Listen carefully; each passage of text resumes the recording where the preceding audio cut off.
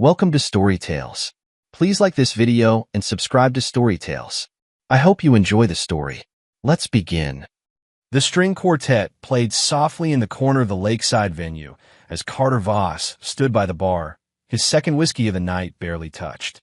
His dark blue suit felt constricting despite the perfect tailoring. The party swirled around him, 100 guests celebrating an engagement he had proposed with genuine hope 3 months ago. There he is, the man of the hour. A colleague from work slapped his shoulder. How'd you convince someone like Lena to say yes, you lucky dog? Carter forced a smile. Just got fortunate, I guess. Fortunate? That's like calling winning the lottery a nice surprise. Carter nodded, his eyes finding Lena across the room. She wore a silver dress that caught the light as she laughed with her friends. Her auburn hair cascaded over bare shoulders, and the diamond on her finger flashed with each animated gesture. Beautiful. Captivating. Or so everyone thought. Carter excused himself and moved through the crowd, accepting congratulations with practice nods. The venue had cost him $30,000 for the night, a converted boathouse with glass walls that reflected the Austin skyline across the water. Worth every penny to make Lena happy, he'd thought. There's my brother, the settled man. Brock's voice boomed as he approached, his marine posture unmistakable even in a suit. Never thought I'd see it. That makes 2 of us, Carter said. Brock lowered his voice.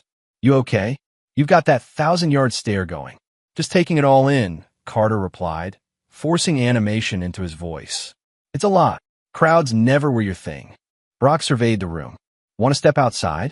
I've got a flask. Later. I should circulate. As Carter moved away, Maya intercepted him, elegant in a simple black dress that contrasted with her usual programmer's uniform of jeans and hoodies. Your tie is crooked, she said, reaching up to straighten it. Very un-Carter-like to miss a detail. It's been a busy day. Maya tilted her head. You realize she's completely out of your league, right? So people keep reminding me. I'm kidding. Her smile faltered.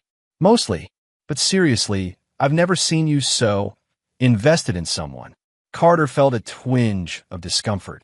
Maya had known him since they were 10, climbing trees and building computers together while other kids played sports. She could read him better than anyone except Brock. She makes me happy, he said, the practice line coming easily. Does she? Maya's dark eyes narrowed slightly. Because you don't look happy. You look like you're solving a particularly difficult coding problem. Before Carter could respond, a soft voice interrupted. Carter? Mom's looking for you. Something about toasts. Eliza stood beside them, Lena's younger sister looking uncomfortable in her bridesmaid's dress. Where Lena commanded attention, Eliza seemed to shrink from it. Her eyes, however, held the same intelligence as her sister's, perhaps more. Thanks, Eliza. I'll find her. Eliza lingered. The venue is amazing. You did a great job with everything. Lena had a vision. I just funded it. No. Eliza shook her head. The string quartet was your idea. So was the photo wall with pictures from your first date. Lena wanted a DJ and a selfie station. Carter was surprised she'd noticed. You have a good memory. I pay attention, she said simply, then slipped back into the crowd.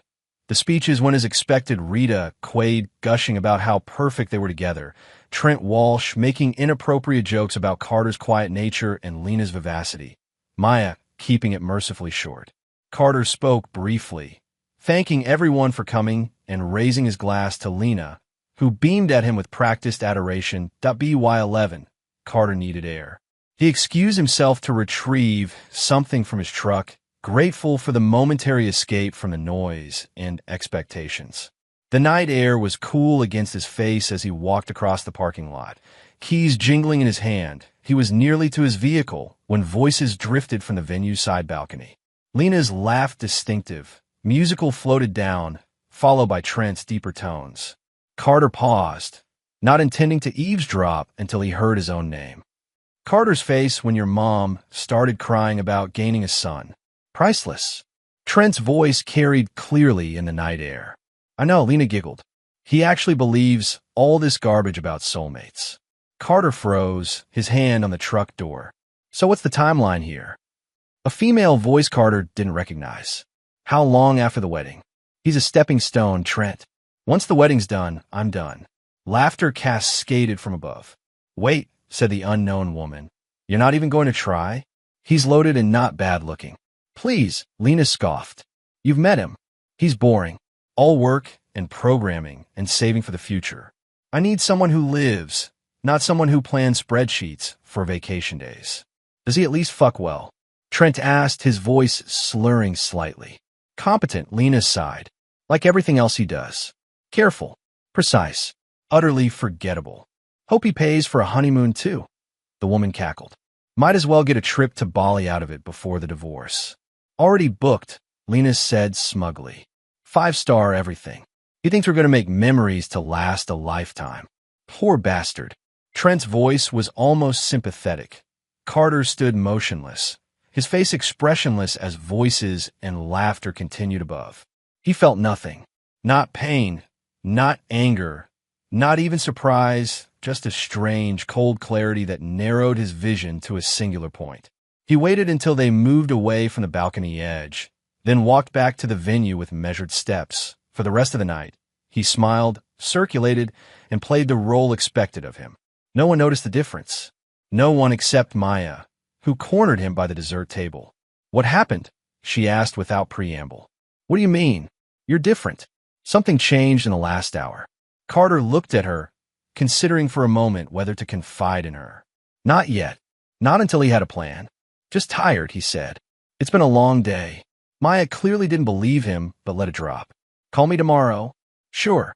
As the party wound down, Carter stood beside Lena, his arm around her waist as they thanked departing guests. Her body was warm against his side. She turned and kissed him, her lips tasting of champagne and deceit. Best night ever, she murmured against his mouth. Carter smiled. It's just the beginning.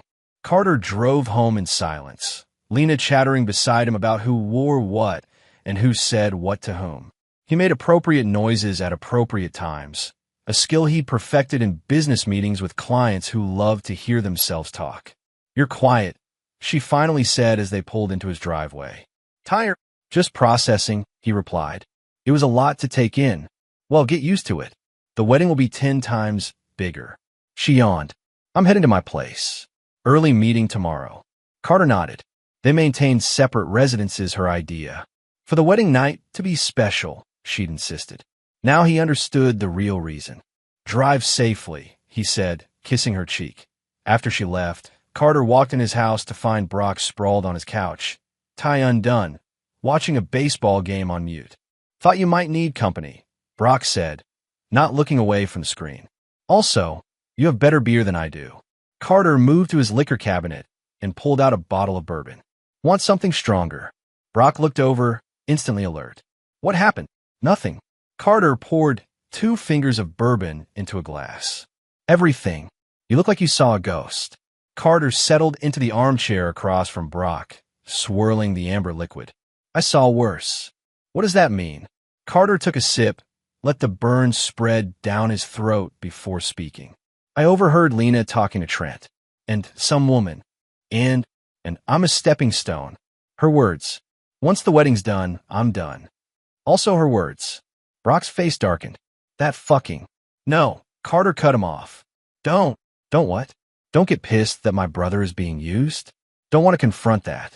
We let her think she's winning, Carter said evenly, his voice calm. Brock stared at him. What are you saying?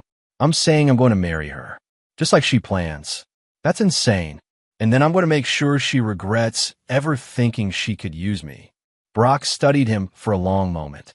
You're serious. Completely. This isn't you, Carter. You're direct. You fix problems and move on. Carter shook his head. This isn't a coding error I can debug. This is... He paused, searching for the right word. This is a system I need to understand before I reconstruct it.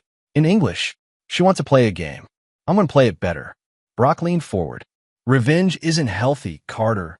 Neither is being someone's stepping stone. Carter's voice remained steady.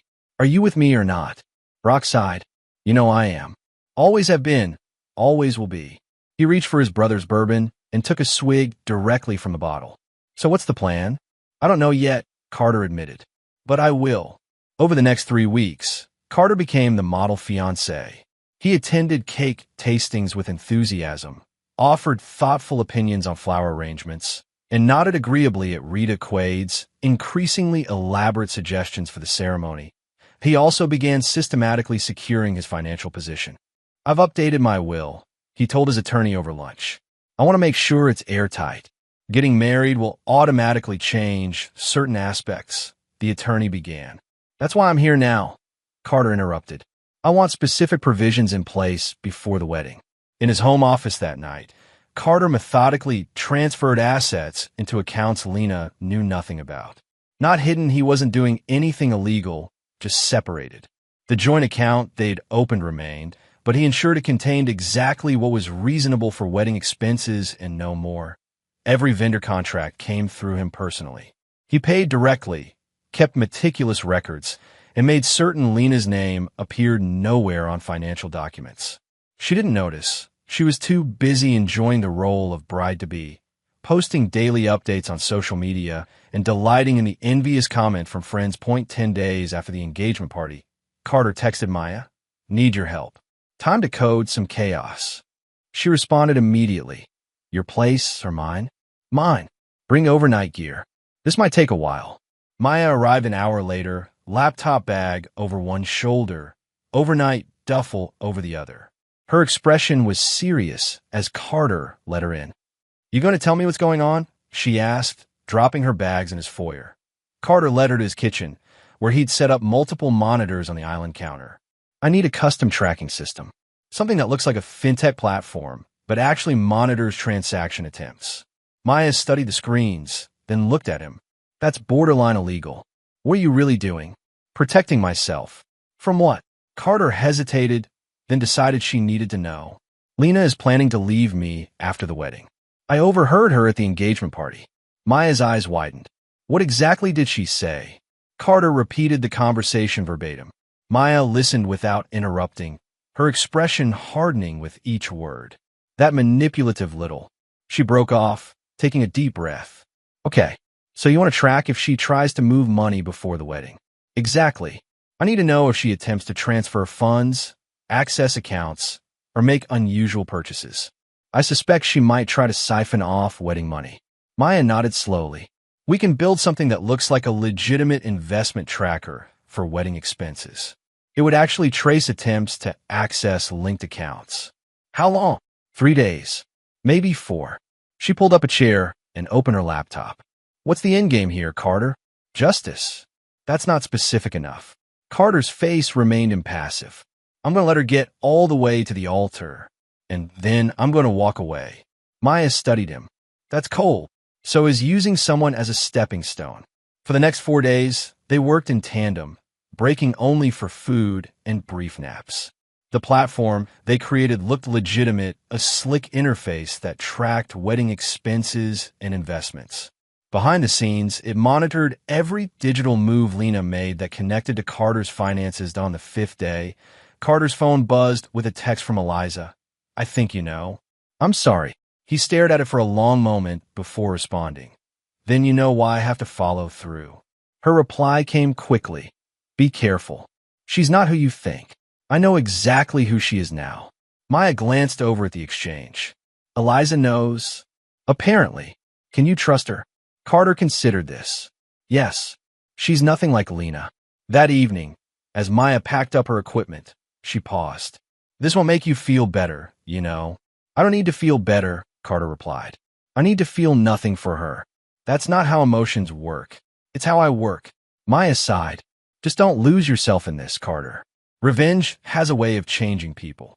"I'm counting on it." After Maya left, Carter sat alone at his kitchen island, staring at the platform they'd created. His phone buzzed with a text from Lena. "Miss you. Wedding planning is exhausting. Can't wait to be Mrs. Voss." Carter looked at the message for a long time before typing. "Miss you too. Everything will be perfect.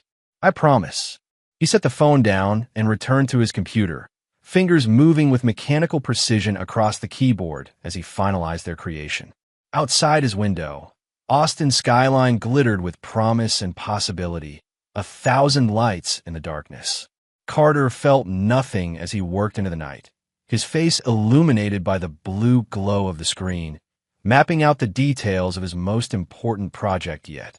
The Hawthorne has agreed to our date change, Carter told Lena over breakfast at her favorite cafe. They had a cancellation for the 15th. Lena nearly spilled her mimosa. That's only 8 weeks away. Can we pull it together that fast? I've already spoken to the florist, the caterer, and the photographer. Carter sipped his coffee. They can all accommodate the new date. It might mean some rush fees, but I've got it covered. You're amazing. Lena leaned across the table to kiss him. Most guys would be freaking out about moving up a wedding. I'm not most guys. Carter smiled. I'm efficient. That you are. She scrolled through her phone. I'll need to tell everyone. My dress fitting will have to be moved up. Already called them. Next Tuesday at 2. Lena blinked in surprise. You've thought of everything. I try. What Carter didn't mention was that accelerating the wedding date served his purposes. Less time for Lena to potentially discover his preparations. Less time for him to reconsider his plan. Have you given any thought to our finances after the wedding? He asked casually. Joint accounts, investments, that sort of thing. God, you're such an engineer. Lena laughed. Always planning. We can figure that out after the honeymoon. I've actually set up a tracking system for our wedding expenses, Carter said, pulling out his tablet and opening the platform Maya had built. It might be useful for us going forward. Lena glanced at it with minimal interest. Looks complicated. It's simple, actually. It shows where money is going, tracks investments, manages accounts all in one place. If you say so. She pushed the tablet back toward him. You handle the boring money stuff. I trust you completely. Carter nodded, tucking the tablet away. Of course. Later that day, in his office, Carter received an alert from the platform. Lena had accessed it using the login credentials he'd provided. She'd spent 15 minutes examining the interface, exploring what appeared to be their joint finances. Curious, are we? He murmured to himself, tracking her digital footprints through the system. His phone buzzed with a text from Maya. She took the bait. What now? Now we wait. He typed back. She'll make a move eventually. 3 days later, Carter was working late when Eliza called. Unusual, she typically texted. Hello, he answered. Carter. Her voice was hushed. Are you alone? Yes. What's wrong? I overheard Lena and Trent talking at Mom's house. About you. Carter's fingers stopped moving across his keyboard. What did they say? Lena was telling him how gullible you are, how you're handling all the wedding expenses yourself, and how she's going to. Eliza trailed off. How she's going to what, Eliza? How she's going to cash out after the wedding. Those were her words. Carter closed his eyes briefly. Thank you for telling me. What are you going to do? What I have to. Silence stretched between them. I'm worried about you, Eliza finally said. This feels wrong. I'm fine. No, you're not. I've known you for 3 years, Carter. You're shutting down, becoming someone else. Maybe I am, he acknowledged. Maybe I need to be. Just. Eliza hesitated. Just remember who you really are when this is over. After they hung up, Carter sat motionless in his ergonomic chair, staring at the code on his screen without seeing it. Who was he really? The quiet, methodical engineer who believed in order and fairness? Or this new version of himself, calculating and cold? His computer pinged with an alert. Lena had just tried to access the account information for the venue payment. The system had recorded her attempt while blocking actual access. Right on schedule, Carter murmured. The game had begun. A family brunch seems like a lovely idea. Rita Quaid gushed over the phone when Carter suggested it. I'll invite Trent too, he's practically family. Perfect, Carter replied, his voice warm. I've reserved the private room at Whitfield's for Sunday at 11. Sunday arrived with perfect spring weather. Carter arrived early to ensure everything was arranged as he'd specified a round table to facilitate conversation, mimosas ready to be served, and a folder placed discreetly at his seat. Rita arrived first, air-kissing his cheeks. Carter, darling, this place is divine. Only the best for family, he replied smoothly. Lena and Trent arrived together, laughing about something as they entered. Carter noted the way Lena's smile faltered slightly when she saw him already there. Babe, she recovered quickly, crossing to kiss him. I thought we were meeting here. I wanted to make sure everything was perfect, Carter said, pulling out her chair. Eliza slipped in last, quietly taking the remaining seat between Carter and Rita. She looked pale, her eyes moving nervously between Carter and Lena. So, Rita raised her mimosa after they'd ordered. To the happy couple and their future. They clinked glasses. Carter sipped his orange juice. He'd requested no champagne in his and watched Lena over the rim. She was radiant in a blue dress that matched her eyes, playing the part of adoring fiancée flawlessly. Actually, Carter set down his glass. I wanted to discuss something important while we're all together. Lena's eyes snapped to his, suddenly alert. What's that, honey? Carter reached for the folder beside him. I've been thinking about our future security, about protecting both of us. Rita frowned. What do you mean, protecting? A prenuptial agreement. Carter slid the document from the folder. Standard practice these days, especially given my company's recent valuation. The table went silent. Trent's eyebrows shot up. Eliza studied her plate intently. A prenup? Lena's voice was brittle. You don't trust me? Of course I do. Carter reached for her hand. This protects you as much as me. If anything happened to me, this ensures you're taken care of exactly as I intend. I don't think. Rita began. It's for protection. Carter interrupted smoothly. If there's nothing to worry about, it won't matter. Lena's eyes darted to Trent, who gave an almost imperceptible shrug. Can I review it first? She asked, her voice honey-sweet again. With a lawyer? Absolutely. Carter nodded. Take all the time you need. The wedding's still weeks away. What specifically does it cover? Trent asked, reaching for the document. Carter slid it toward him. The usual. Assets brought into the marriage remain separate property. Anything acquired during the marriage is joint. Provisions for division in case of dissolution. Dissolution, Rita repeated distastefully. Such an ugly word when we're celebrating love. It's just legal terminology, Carter assured her.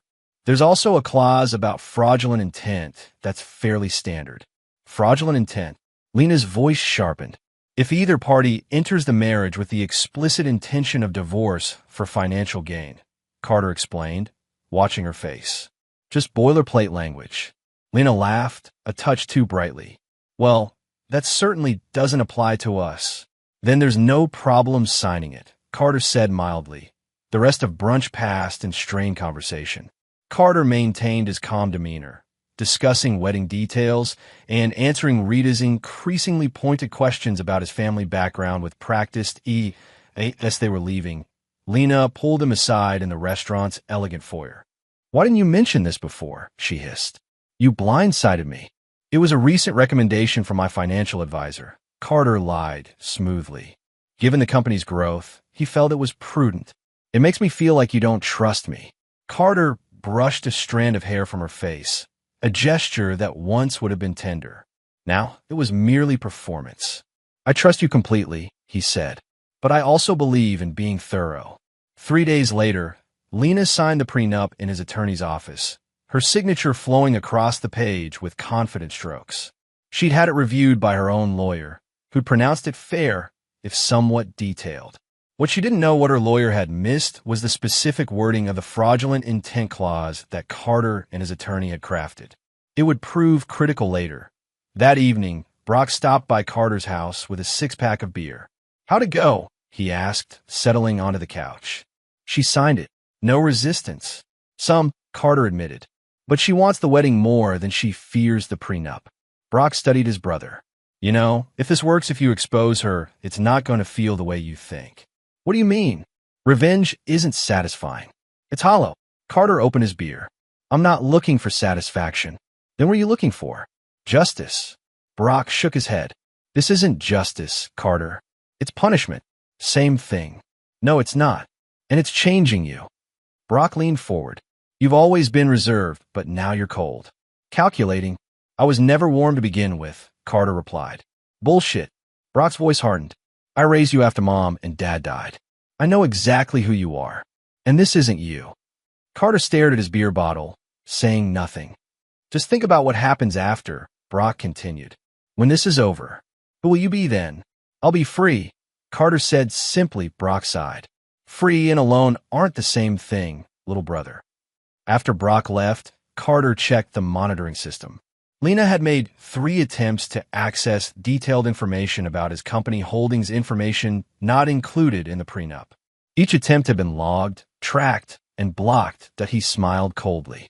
Everything was proceeding exactly as he'd anticipated. As the wedding date drew closer, Carter systematically built Lena's confidence in their relationship. He arranged surprise photo shoots for the wedding website, giving her opportunities to pose and share images on social media. He presented her with an engagement gift, a platinum bracelet with diamonds embedded in the links. "It's beautiful," she gasped as he clasped it around her wrist. "Must have cost a fortune." "You're worth it," he said, watching her admire how it caught the light. She didn't notice the microscopic recording device embedded in the clasp, activated by a simple press sequence. Maya's contact and security systems had provided it. "Completely legal for personal security," she'd assured him. Carter also finalized their honeymoon arrangements, a luxury villa in Bali with private butler service, beachfront access, and a plunge pool overlooking the ocean. He made sure Lena saw the confirmations, the eye-watering total, and the non-refundable notation on the booking. "This is incredible," she breathed, scrolling through images of their accommodation. 2 weeks in paradise. 3, Carter corrected. "I extended it. We deserve a proper start to our marriage." Lena threw her arms around him. "You're too good to me."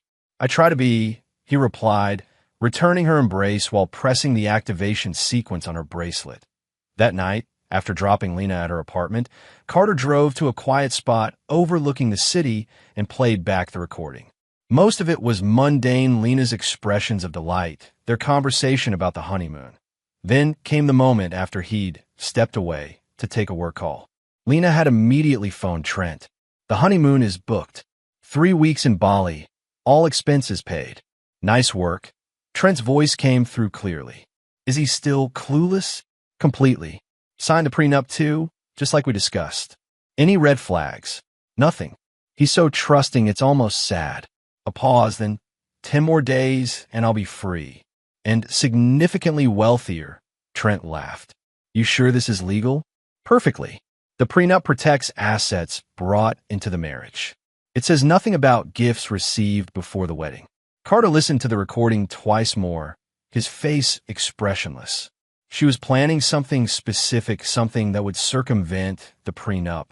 He needed to identify what. The next morning, he received a call from an unknown number. It was the jeweler where he'd purchased Lena's engagement ring. "Mr. Voss? I'm calling to confirm you authorized Ms. Quaid to select additional pieces to complement her engagement ring." She mentioned a wedding day gift. Carter's fingers tightened on his phone. "What pieces specifically?" "A matching tennis bracelet and earrings."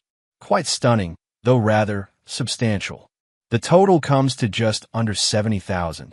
"I see." Carter kept his voice even. "And Ms. Quaid said I'd authorize this." "Yes, sir. She has an appointment to finalize the selection tomorrow." "I appreciate the call," Carter said. "Please proceed with the appointment, but I'll stop by personally today to discuss payment options." He hung up and immediately checked the monitoring system. Sure enough, there was an attempted access to his investment account, the one Lena believed contained their wedding fund from her IP address the previous evening. "Gifts," Carter murmured. "Clever. The prenup wouldn't apply to gifts given before marriage." She was planning to accumulate valuable items she could later sell or keep after leaving him. That evening, a knock at his door surprised him. It was Eliza, her face streaked with tears. "I can't do this anymore," she said as he let her in. "I can't watch this happen." "What specifically?" Carter asked, closing the door behind her. "All of it. The lies. The manipulation." Eliza paced his living room. "She's my sister, but what she's doing to you is wrong." "I know what she's doing." Eliza stopped pacing. "Do you? Do you know about the jewelry? The arrangements with Trent? The plan to—" "Yes," Carter interrupted. "I know everything."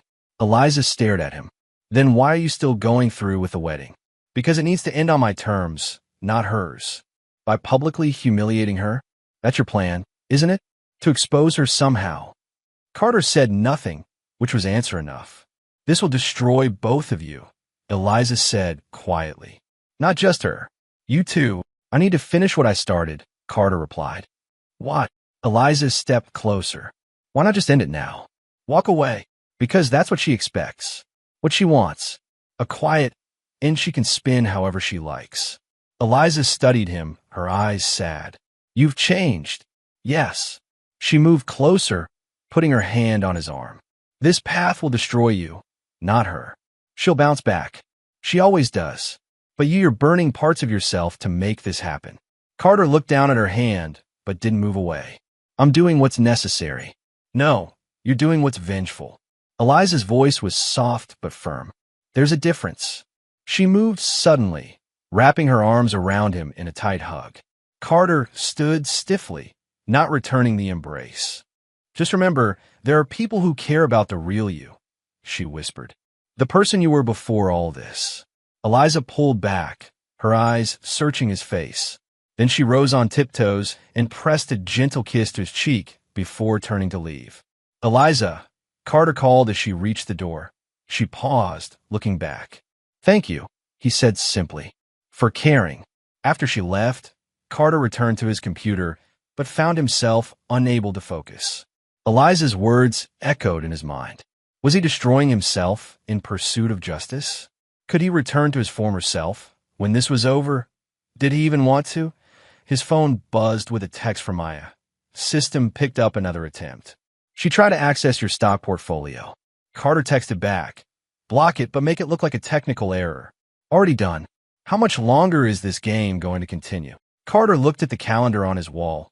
The wedding date circled in red. 9 days, he replied. Just 9 more days. Carter stood in the groom's suite at the Hawthorne, staring at his reflection as he straightened his tie for the 3rd time. The charcoal suit was perfectly tailored, the white rose boutonniere precisely positioned. He looked exactly as a groom should on his wedding day, except for his eyes. They remained cold, focused, calculating. Last chance to back out, Brock said from behind him, already dressed in his best man's attire. We could be at a bar in 20 minutes. We're seeing this through, Carter replied, adjusting his cufflinks platinum, matching the bracelet he'd given Lena. A complete set. How appropriate. You sure about this? Brock pressed. Absolutely certain? Carter turned to face his brother. I've never been more certain of anything. A knock at the door interrupted them. The wedding coordinator peeked in, all professional smiles and clipboard efficiency. We're ready when you are, Mr. Voss. Guests are seated. The string quartet is in position. Thank you. We'll be right out. As the coordinator left, Brock put his hand on Carter's shoulder. Once you do this, there's no taking it back. No undoing it. I know. And you're okay with that? With what people will think? What they'll say? Carter met his brother's concerned gaze. I stopped caring what people think the moment I heard Lena's true opinion of me. They walked together through the venue's back hallways, emerging into the main ceremony space from a side door. The room was stunning. White flowers cascaded from crystal vases, candles flickered in glass holders, and overhead, thousands of tiny lights created the illusion of stars against the vaulted ceiling. 200 guests turned to watch as Carter took his position at the altar. He recognized faces from work, friends from college, Lena's extended family in the front rows. Rita Quaid sat in the place of honor, dabbing at her eyes, already though the ceremony hadn't even begun. The string quartet transitioned to the processional music. The bridesmaids began their measured walk. Lena's cousins first, then friends, then Maya as a bridesmaid rather than groomsmen at Lena's insistence. Last came Eliza as maid of honor, her eyes finding Carter's with a silent plea he chose to ignore. Then the music changed, and the guests rose as Lena appeared in the doorway on her uncle's arm. She was, objectively, breathtaking. Her gown was a masterpiece of lace and crystal, the train extending 6 feet behind her. The veil covered her face but couldn't hide her radiant smile as she began her processional walk. Carter watched her approach, his expression composed and appropriate. Anyone looking would see a groom moved by the beauty of his bride. Only those who knew him best, Brock beside him, Maya in the bridesmaid line, Eliza opposite, might recognize the utter absence of emotion in his eyes. When Lena reached him, her uncle placed her hand in Carter's with the traditional words of giving the bride away. Her fingers trembled slightly in his grip. You look amazing, he murmured, just loud enough for those nearest to hear. "So do you," she whispered back through her veil. They turned together to face the officiant, an older man with a resonant voice who welcomed the guests and began speaking about the sanctity of marriage, the commitment being made, the journey beginning today. Carter let the words wash over him, focusing instead on the weight of Lena's hand in his, the faces of the guests, the position of the technician he'd hired at the back of the room. The officiant concluded his opening remarks and smiled at them both. "Before we proceed to the vows, Carter is asked to share something special with Lena and all of you." A murmur of surprise rippled through the audience. This wasn't on the program. Carter turned to face the guests, still holding Lena's hand. "Thank you all for being here today," he began, his voice clear and steady. "Before Lena and I exchange our vows, I wanted to share something that captures the essence of our relationship." He nodded toward the back of the room. "I've prepared a short video." Lena's hand tensed in his. "A video? You didn't mention." "It's a surprise," Carter said softly as a screen descended from the ceiling. The lights dimmed slightly as the projection system hummed to life. The screen remained black for a moment, then illuminated with the image of the engagement party balcony, shot from below. The audio came through with perfect clarity. "Carter's face when your mom started crying about gaining a son. Priceless. I know. He actually believes all this garbage about soulmates." Lena's hand jerked out of Carter's as her own voice filled the room. "So what's the timeline here? How long after the wedding?" "He's a stepping stone, Trent. Once the wedding's done, I'm done." The laughter from the recording echoed through the now silent room. Guests shifted uncomfortably as the conversation continued. Every derisive comment about Carter, every calculation about his money, every plan for after the divorce playing out in excruciating detail. Does he at least fuck well? Competent, like everything else he does. Careful, precise, utterly forgettable. Hope he pays for a honeymoon too. Might as well get a trip to Bali out of it before the divorce. Already booked. 5-star everything. He thinks we're going to make memories to last a lifetime. Poor bastard. The video continued with other recordings. Lena, with Trent discussing the jewelry she was accumulating, conversations with Rita about how to maximize what she could extract before leaving, phone calls planning her post-Carter future. When it finally ended, the silence in the room was absolute. Carter turned to look at Lena, whose face had drained of all color behind her veil. "You," she began, her voice strangled. "I believe that covers everything," Carter said calmly. "I think we could dispense with the vows." He turned and walked down the aisle, his steps measured and unhurried. The guests sat frozen, many with mouths open in shock. Rita had collapsed against her chair, fanning herself frantically. Trent was already backing toward a side exit. As Carter reached the doors at the rear of the venue, Lena found her voice. "Carter," she screamed. "Get back here. You can't do this." He paused, turned slightly. "I just did." And then he was gone, walking through the lobby and out into the bright afternoon sunlight, leaving chaos erupting behind him. Brock was waiting by Carter's car in the parking lot, having slipped out a side door during the commotion. "You good?" he asked as Carter approached. "Better than I've ever been." They got into the car, without looking back at the venue, where raised voices could now be heard even from the parking lot.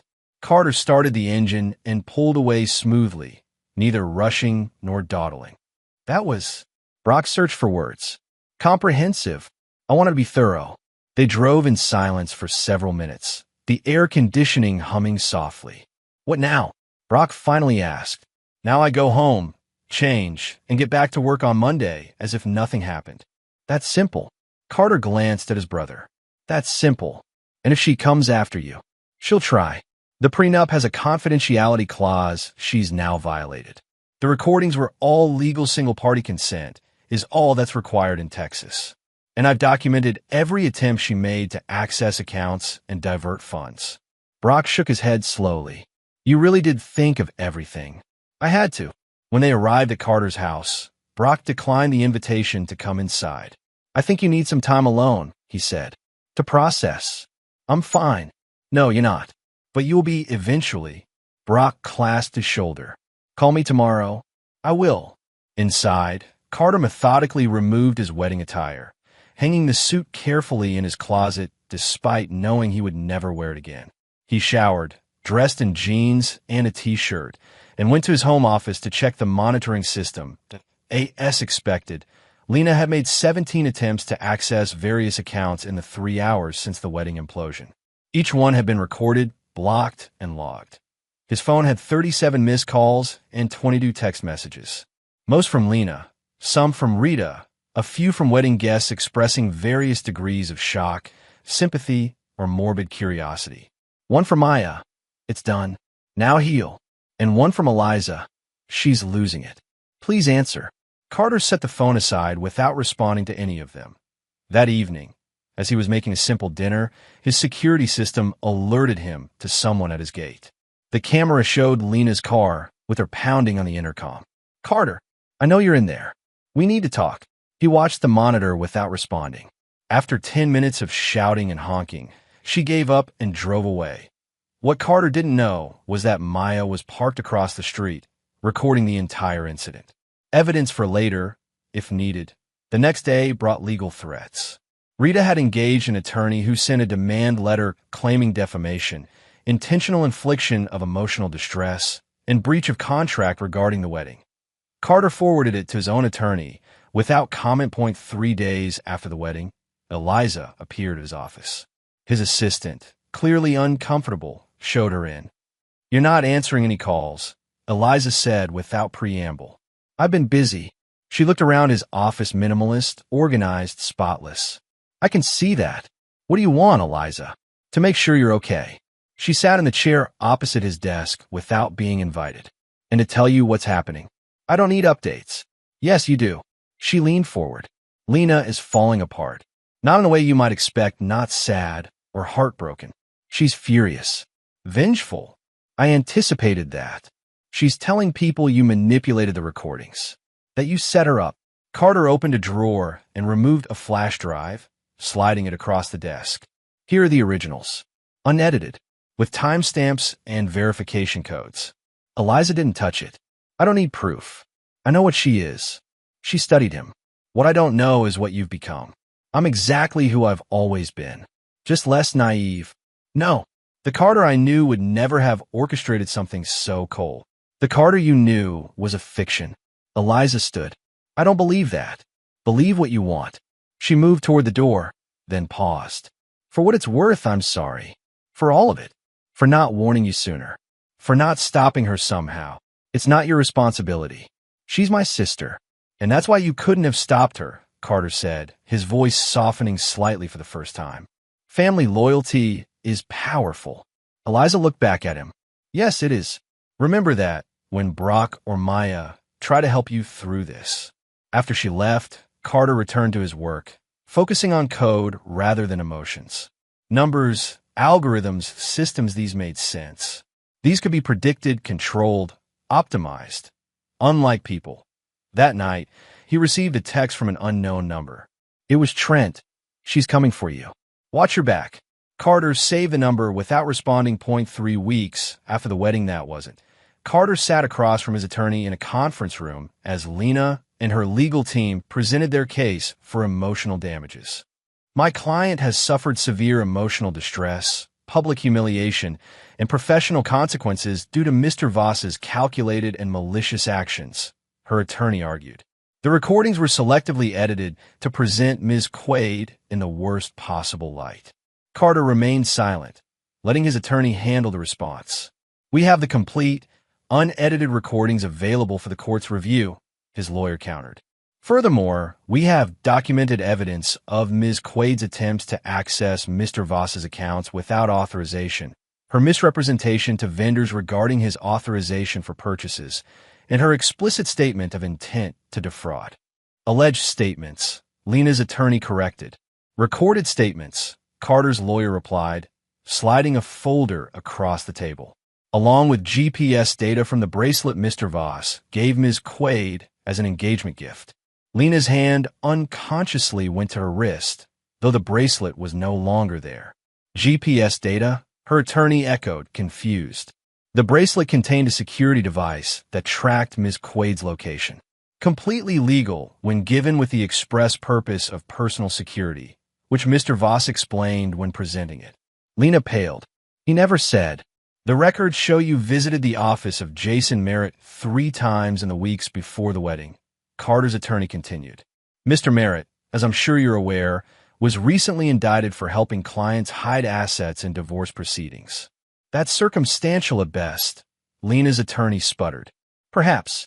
But combined with the fintech platform tracking showing Ms. Quaid's attempts to access and transfer funds from accounts she had no authorization to access, it creates a compelling pattern of attempted fraud. Carter finally spoke, his voice calm. I didn't want to believe it either. Lena's eyes snapped to his, burning with hatred. You set me up. No, Lena. I just paid attention. The meeting ended with Lena's attorney requesting time to consult with his client. As they filed out, Carter remained seated, making notes on his tablet. That went better than expected, his attorney said when they were alone. They'll drop the case, Carter predicted. The prenup's fraudulent intent clause is ironclad, and we have more than enough evidence to trigger it. Agreed. But she might try other avenues. Let her. The next day, Carter's prediction proved correct. Lena's attorney formally withdrew her complaint and proposed a mutual non-disclosure agreement. Carter declined. I have nothing to hide, he told his lawyer, and nothing I need her to keep quiet about. What happened next was unexpected. Carter's attorney, with his authorization, released the evidence of Lena's attempted fraud to counter the narrative she'd been spreading about the wedding. The GPS data showing her visits to Merritt, the recorded attempts to access accounts, the documented pattern of accumulating assets she planned to take post-wedding all became public record. The fallout was swift. Lena's reputation in Austin's social circles collapsed. The marketing firm where she worked placed her on leave, concerned about her access to client accounts. Trent, seeing the tide turn, publicly distanced himself from her. And Rita, in a final betrayal, gave an interview claiming she had been completely deceived by her daughter's manipulative behavior. Carter watched it unfold from a distance, neither participating in the gossip nor defending Lena from it. When asked about the situation, which happened frequently in the weeks that followed, he gave the same response. It's unfortunate. I wish things had been different. 5 weeks after the wedding day, Carter was working late at his office when Maya walked in without knocking. You're doing that thing again, she said, dropping into a chair. What thing? Hiding in work. Avoiding life. Carter saved the file he was working on and looked up. I'm not hiding. I'm being productive. Same difference. She tossed a newspaper onto his desk. Seen this? It was a society page featuring a photo of Lena boarding a plane. The headline reading, Jilted Bride Leaves Austin Amid Fraud Allegations. No, Carter said, pushing it away. And I don't need to. She's gone, Carter. Left town. Moved to Chicago, apparently. Good for her. Maya studied him. You don't care, do you? Not even a little. Should I? No. She was terrible. But I'm worried about what this has done to you. Carter leaned back in his chair. What do you mean? You won. Completely. Utterly. She's gone. Her reputation is destroyed, and you're vindicated. But you don't seem happy. You don't seem anything. I'm fine. No, you're functional. There's a difference. Maya leaned forward. When was the last time you did something just for enjoyment? Saw a movie? Had dinner with friends? Laughed. Carter considered this. I had beer with Brock on Sunday. And we watched the game. Did you enjoy it? He shrugged. The Cowboys lost. Maya sighed. That's my point. You're going through the motions, but there's no life in it. She stood and dropped a set of keys on his desk. I signed a lease on that new apartment overlooking the river. The one you were considering before everything. Carter looked at the keys. Why? Because you need a fresh start. New place, new perspective. She headed for the door. Move-in date is next week. I'll help you pack. After she left, Carter picked up the keys, turning them over in his hand. A new apartment. A clean slate. Was it that simple? His phone buzzed with a text from Brock. Beer and barbecue at my place tomorrow. No excuses. Maybe it could be that simple, at least as a start. Later that week, Carter visited Brock's auto shop. The familiar sounds and smells metal against metal. The acrid scent of motor oil, classic rock, playing over ancient speakers were comforting in their constancy. He found his brother bent over the engine of a vintage Mustang, cursing creatively at a stubborn part. "Need a hand?" Carter asked. Brock straightened, wiping his hands on a rag. About time he showed up. Grab that wrench. They worked in companionable silence for a while. The physical labor a welcome change from Carter's usual mental exertion. "Heard from Eliza yesterday," Brock said casually as they paused for water. Carter stiffened slightly. "How is she?" "Good. Started a new job at that literacy nonprofit. Seems happy." Brock gave him a sidelong glance. "Asked about you." "What did you tell her?" "The truth. That you're functioning but not living."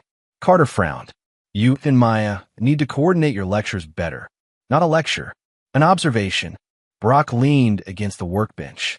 "You got your revenge. It was thorough, methodical, and complete." "Very you. Your point." "My point is, it's over. Time to move on." "I am moving on. New apartment next week." "That's changing locations, not moving on." Brock tossed him the rag. "Moving on means letting go of the cold, calculating version of yourself you became. Finding your way back to who you really are." "And who is that exactly?" "The kid who used to take apart computers just to see how they worked. The teenager who helped neighborhood kids with math homework. The man who, up until Lena, believed in giving people the benefit of the doubt." Brock's voice softened. "The brother who's always had my back, even when I didn't deserve it." Carter looked away, suddenly uncomfortable with the conversation's direction. "The old Carter's still in there," Brock continued. "He's just buried under all that justified anger and hurt. Time to dig him out." That evening, as the sun set over Austin's skyline, Carter stood on his back deck with a beer, watching the fading light cast long shadows across his yard. The anger that had fueled him for months had gradually transformed into a cold emptiness that was neither satisfaction nor regret, just absence. He pulled out his phone and scrolled to Eliza's last message. "She's losing it. Please answer." He hadn't responded then. Maybe now it was time. "I hear you've got a new job," he typed. "Congratulations." The reply came almost immediately. "Thanks. I hear you've got a new apartment."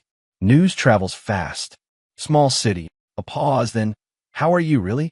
Carter considered the question, looking out at the deepening twilight. "I'm working on it." "That's a start." "Yes," he agreed, watching as the first stars appeared in the darkening sky. "I suppose it is." As night fell completely, Carter stood in the quiet of his backyard, feeling something shift inside him, not forgiveness, certainly, but perhaps the first step toward moving beyond the cold, calculating person he'd become in pursuit of justice. Some vows were meant to be broken, but others to himself, to the person he wanted to be, were worth keeping. He never forgave. He just never needed to.